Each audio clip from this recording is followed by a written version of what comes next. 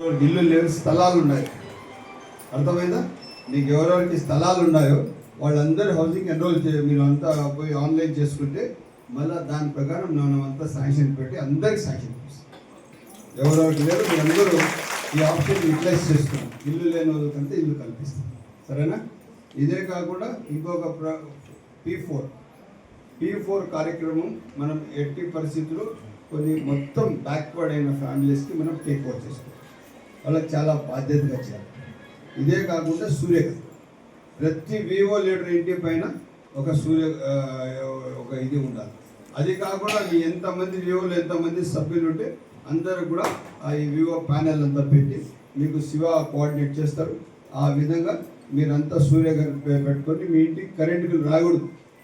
ఇక మీరే మీ ఇంటికి యజమానులు. ఇంకా ఇంటి యజమాని మీకు డబ్బులు ఇచ్చే అవసరం లే, మీరు ఎవరికి అడిగే అవసరం లే. గ్యాస్ సిలిండర్లు ఫ్రీ, బస్సులో రేషన్ కార్డు ఆధార్ కార్డు పెట్టుకుంటే ఇక్కడ బస్సులో కూర్చుంటే వైజాగ్లో పోయి దిగినా కూడా టికెట్ అడిగేవాళ్ళు. ఇంకా చూడండి ఏమన్నా డిమాండ్. ఇవి కాకుండా శ్రీశక్తి, ఇంకా అక్కడ డబ్బులంతా మీ దగ్గరే ఉన్నాయి. మేము కూడా అప్పు అడగాల్సి వస్తాను. ఆ విధంగా ఉంది. సరేనమ్మా, బాధ్యతగా ఉండండి, చాలా బాధ్యతగా పనిచేయండి.